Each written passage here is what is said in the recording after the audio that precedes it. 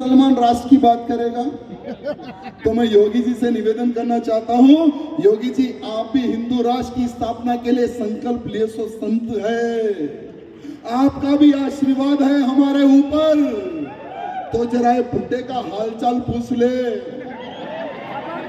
जरा इनके घर भी बुलडोजर भेज दे, या नहीं तो 2 गज की जमीन के अंदर दफना दे, क्योंकि हिंदू राष्ट्र हर हिंदू का सपना है और हमारा संकल्प है।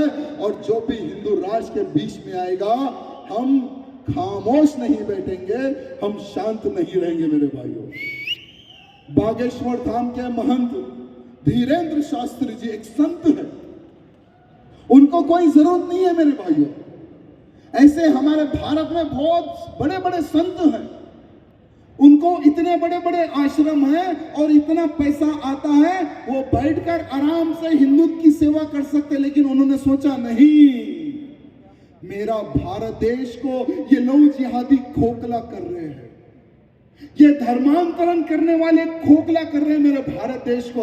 अब हमें आवाज उठाना है, बोलकर सारे साधु संत आज खड़े हो गए। मेरे भाइयों, अखंड हिंदू राष्ट्र की स्थापना के लिए संकल्प ले रहे हैं, और जहां जहां महाराज जी धीरेन्द्र शास्त्री जी महाराज हिंदू राष्ट्र की बात कर रहे हैं, वहां वहां पर उनके ऊपर FIR हो रहा है। राजस्थान में उनके ऊपर FIR हो गया, दूसरे राज्य में उनके ऊपर FIR हो गया। मैं महाराज जी को कहना चाहूंगा, महाराज जी आपका जो संकल्प है पूरे भारत के हिंदू का संकल्प है, और पूरा हिंदू आज महाराज जी के साथ है। जो भी हिंदू राष्ट्र की बात करेगा, हिंदुत्व की बात करेगा, हिंदू उसके साथ खड़ा रहे, ये मैं आप सबसे निवेदन करना चाहता हूं। मेरे भाइयों, पॉलिटिक्स अलग है और हिंदुत्व का कार्य अलग है। अगर आप पॉलिटिक्स में आओगे तो गुलाम बन जाओगे, आप लोग पॉलिटिक्स में मत आओ, लेकिन ऐसे नेताओं को खड़ा करो जो हिंदुत्व की आवाज उठाए, जो हिंदुत्व के प्रति आवाज उठाए, हिंदुत्व के लिए लड़े, ऐसे नेताओं को तैयार करो।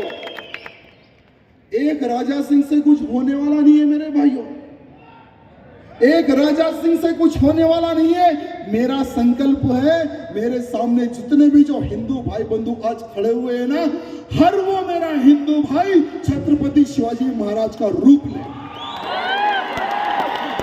संभाजी महाराज का रूप ले, ये मेरा संकल्प है। मेरे भाइयों, चेतन भैया बता रहे थे ना कि हमने हमारा जीवन अर्पित कर दिया। मेरे भाइयों, मेरे पास ज्यादा समय नहीं है, पिछली बार भी मैंने कहा था और आज भी मैं कह रहा हूं, क्योंकि मेरा एक दुश्मन नहीं है, बाहर का भी दुश्मन है, घर का भी दुश्मन है।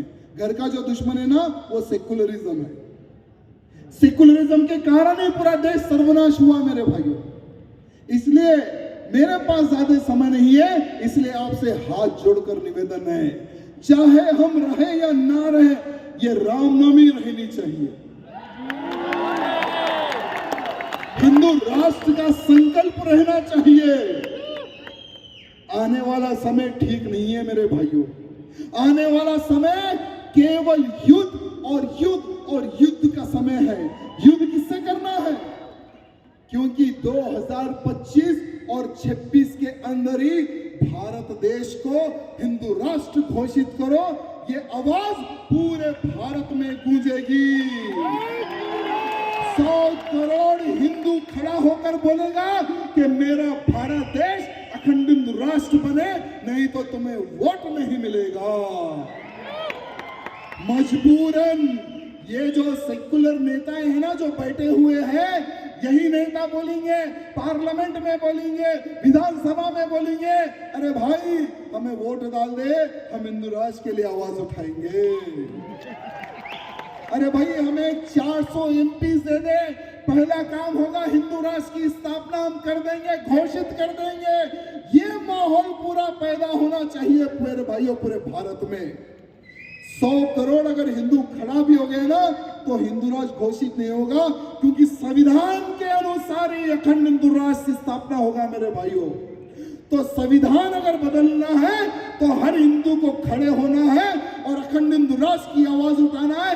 जो भी सेक्युलर नेता आपके घर आए, वो नेता को बोल देना, बेटा हिंदुत्व के लिए आवाज उठाएगा या नहीं उठाएगा।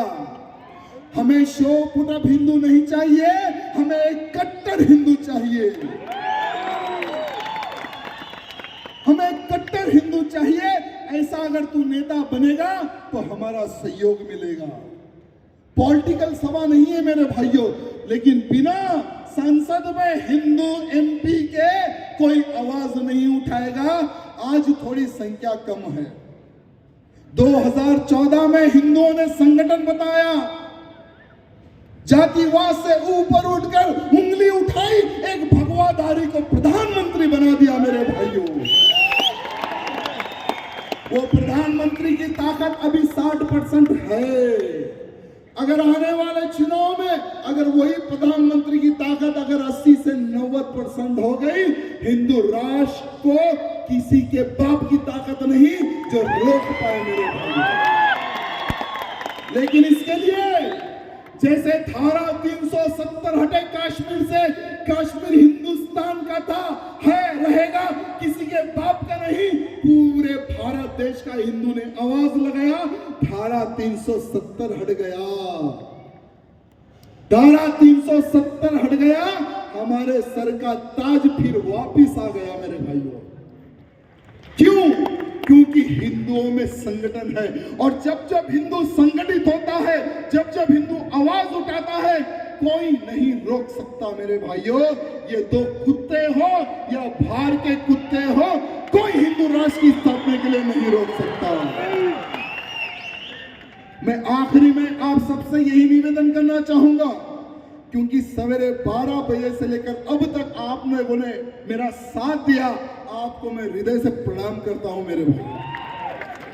आने वाले समय में क्या होगा ये तो राम जी को पता है, लेकिन आज के बाद आपके इस राजा सिंह का बस एक ही एक लक्ष्य है, हर राज्य में घूमूंगा, हर जिला में घूमूंगा, पूरे भारत में जितने राज्य सब जगह घूमूंगा और हिंदुओं को एक करूंगा, हिंदुओं को संगठित करूंगा, हिंदू राष्ट्र की एक ज्योत में जलाऊंगा मेरे भाई।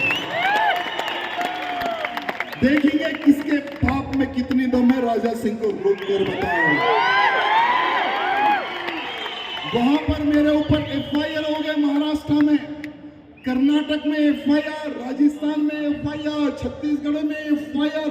आपको बताते हुए मुझे गर्व होता है कि आपका ये भाई तेलंगाना में कम और इधर उधर ज्यादा घूम रहा है, क्योंकि केस जब होता है तो जाना तो पड़ता है ना। कभी बेंगलुरु जाना पड़ता है, कभी महाराष्ट्र जाना पड़ता है, कभी राजस्थान जाना पड़ता है।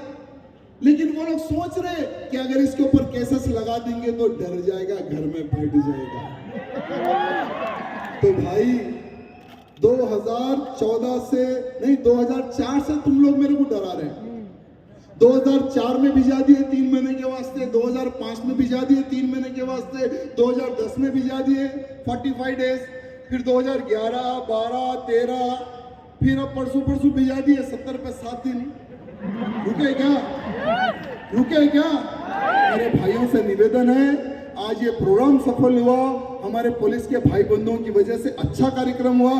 कृपया करके हमें आशीर्वाद दे, हमें दबाने की कोशिश ना करे, क्योंकि हम स्पेंज बॉल है, स्पेंज बॉल, जितना मारोगे उतना।